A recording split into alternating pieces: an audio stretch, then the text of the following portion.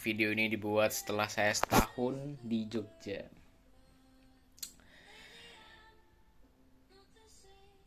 Jogja adalah kota impian saya. Jogja adalah kota yang sangat saya impikan. Dulu waktu SMA saya selalu bilang kepada Giza bahwasanya nanti kalau kamu memutuskan untuk hidup, memutuskan untuk studi jauh lebih tinggi, yaitu kuliah, kamu harus di Jogja, wajib di Jogja, dimanapun kampusmu, kamu wajib di Jogja. Dan akhirnya mimpi itu bisa kecapai teman-teman. Tapi keberangkatan saya ke Jogja atau pilihan saya ke Jogja ini meninggalkan banyak sekali kemapanan di Madiun gitu.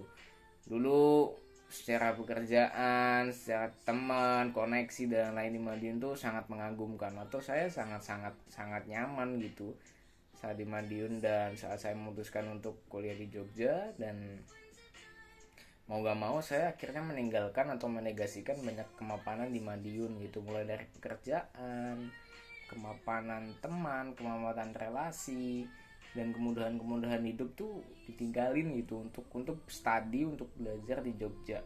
Dan setelah 1 tahun di Jogja, akhirnya saya sadar bahwasanya keputusan saya untuk ke Jogja adalah sebuah keputusan yang tidak salah, keputusan yang menyenangkan, keputusan yang membahagiakan, keputusan yang memang layak untuk saya saya pilih gitu loh gitu.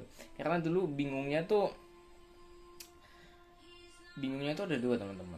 Saya tetap di Madiun dengan mapan secara finansial, enak secara hidup, atau saya ke Jogja belajar banyak hal baru tapi dengan challenging yang lebih menakutkan gitu, unpredictable gitu, tantangan yang ada di sini. Dan tentu setelah setahun di sini saya melewati banyak sekali tantangan. Salah satunya adalah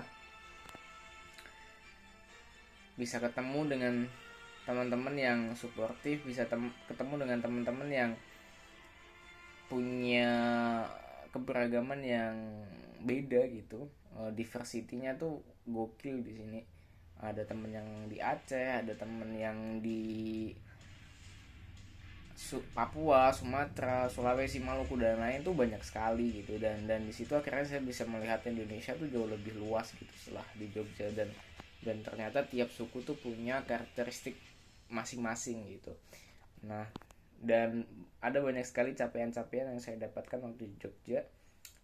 Salah satu yang paling saya ingat adalah bisa masuk di skena mojok.co. Jadi dulu ngopi sama Mas Prabu sama Mas Rizky di basa-basi buat naikin isu, atau gampangannya kita tuh diskusi, ini minggu ini kita mau nulis apa gitu, Geza mau nulis apa, terus kita diskusi, terus saya belajar kepada Mas Rizky dan Mas Prabu dan teman-teman gitu tentang kepenulisan, tentang bagaimana menggali isu, bagaimana ngasih sudut pandang dan banyak hal gitu.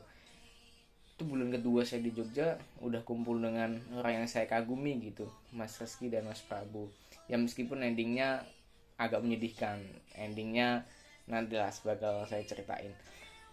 2 bulan di Jogja akhirnya saya bisa ketemu dengan orang-orang hebat, ketemu dengan Mas Putut, ketemu dengan Mas Iksan Skuter, Pak Jokpin, Mas Butet, banyak lah tokoh-tokoh hebat yang dulu saya kagum itu. Saya akhirnya bisa ketemu dan diskusi dengan mereka gitu.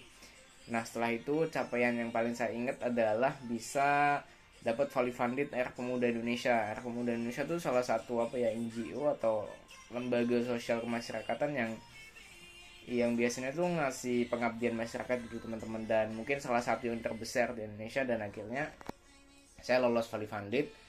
Itu dibiayai penuh dan saya dapat beasiswa di Era Pemuda Indonesia di Pengabdi Muda 6 di Jogja. Waktu itu saya dapat duit berapa lupa, tapi kalau diakumulasi tuh mungkin hampir 2 digit gitu yang saya dapetin.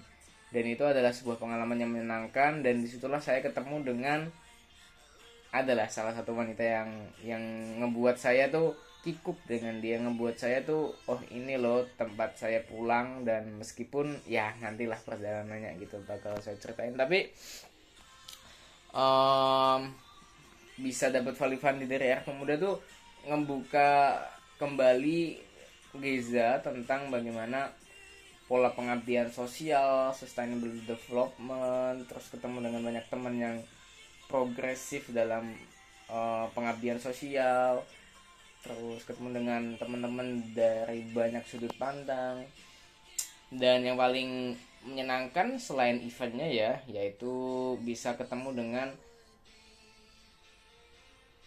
teman-teman Medan, teman-teman Jakarta, teman-teman Maluku, Sulawesi, Makassar, Papua, dan saya masih ingat sekali wajah-wajah mereka, dan mereka adalah sosok yang menyenangkan bagi saya, sosok yang membahagiakan. Bertemu dengan mereka tuh rasa-rasanya tuh ini Indonesia nih pasti emas gitu, Indonesia nih pasti pasti akan baik-baik saja ke depan gitu. Ya nanti kita lihat lah bagaimana Indonesia, tapi ketemu dengan mereka tuh membuat saya optimis bahwa Indonesia emas tuh bukan hal yang sulit untuk diwujudkan, karena semangat dan mimpi mereka untuk berjuang di daerahnya masing-masing tuh sangat wow gitu teman-teman. Lolos Valley Funded Air Pemuda, terus jadi content creator juga, jadi bisa ngerti bagaimana bumbu dapur kontennya, marketingnya Air Pemuda Indonesia. Dan di situ saya belajar bahwasanya profesionalitas di atas segalanya, disiplin, terus kerja tim yang mengagumkan, pokoknya profesional banget lah teman-teman di API itu. Ketemu dengan Mbak Karin, Mas Robi, Mas Alvin, Mbak Lutfi, Mas Robi, banyak lah, Mas, adalah banyak orang yang saya kagumi di sana, dan saya senang sekali bisa belajar dengan mereka. Terus itu dapat Valley Funded Air Pemuda Indonesia, terus ikut ngaji di Ponpes Kaliopak tuh jadi salah satu pengalaman di Jogja selama setahun ini yang cukup cukup apa ya, memorable bagi saya, karena bisa ketemu dengan teman-teman yang sangat peduli dengan kebudayaan, sangat peduli dengan masa lalu, sangat peduli dengan sejarah, sangat peduli dengan hal-hal yang mungkin mulai ditinggalkan sama gensi-gensi kayak saya ini. Jadi waktu di Kaliopak tuh saya lebih apa ya, menjadi manusia Indonesia seutuhnya gitu, lebih ngeh bahwasanya nih Indonesia nih sejarahnya panjang gitu. Indonesia nih cukup naif jika hanya dilihat dari sudut pandang modernitas gitu. Dan akhirnya saya bisa kembali melihat Indonesia dari masa lalu, dari zaman Kesultanan, terus melihat realitas-realitas masa lalu yang membentuk Indonesia saat ini, terus melihat bagaimana kebudayaan bekerja, melihat bagaimana kesenian bekerja, dan di Ponpes Kaliopak saya bisa apa ya, bisa merasakan sebuah pertumbuhan sebagai manusia Indonesia, manusia Nusantara yang membahagiakan, yang menyenangkan, dan sangat-sangat budaya lah di sana tuh. Dan itu bagi saya adalah apa ya, pengalaman yang akhirnya menyadarkan Geza untuk tidak lelah mencintai Indonesia gitu. Karena Mas Dul, Yai Jadul, terus teman-teman yang ada di waktu itu ikut ngaji Bosonan, ngaji Kaliopak 17 day di sana, kita ngebahas aswaja dan keterasingan kontemporer. Kita ngebahas banyak hal dari sudut pandang peradaban manapun, modernitas, distopia, utopia, hovadis, kita membahas banyak hal. Kita ngebahas AI juga. Akhirnya saya bisa ngerti aswaja, bisa ngerti tawasud, bisa ngerti keseimbangan, bisa ketemu dengan tokoh-tokoh idola saya, Yai Jadul, Yai Rituan, Nasir Fana Vivi. Terus ketemu dengan teman-teman yang sefrekuensi dan punya keresahan yang sama, punya gagasan yang menarik, punya disiplin ilmu masing-masing, tapi mereka tetap bisa berbudaya gitu secara kehidupan society, dan masih menjadi salah satu pengalaman yang mengagumkan. Salah satunya adalah di Ponpes Kaliopak.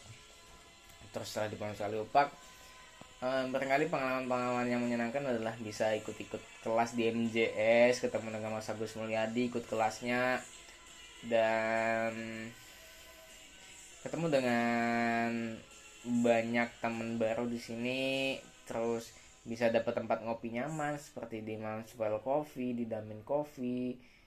Terus bisa ke toko-toko buku yang dulu hanya bisa saya datangi di media sosial, bisa ketemu dengan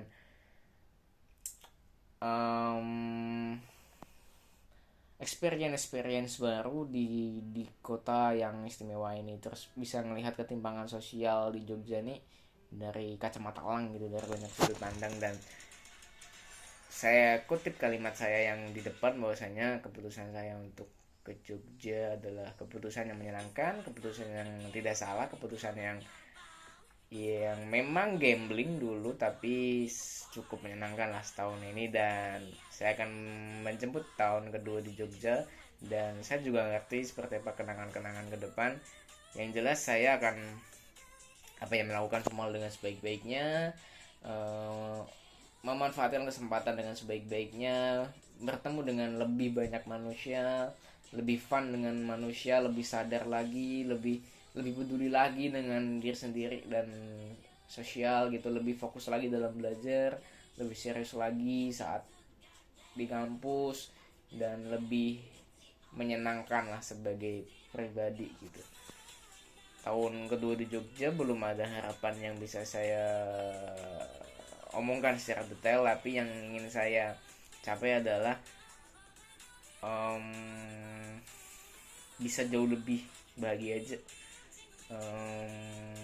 Entah jalannya punya cewek, entah jalannya bisa nerbitin buku, entah jalannya bikin kontroversi lagi, tapi yang jelas semoga tahun kedua di Jogja saya bisa ke Singapura, solo traveling sambil belajar speak English, terus bisa dapat capaian-capaian kognitif yang mengagumkan, capaian-capaian akademik yang mengagumkan. Pokoknya itulah, masih bias-bias juga, belum detail, tapi yang ingin saya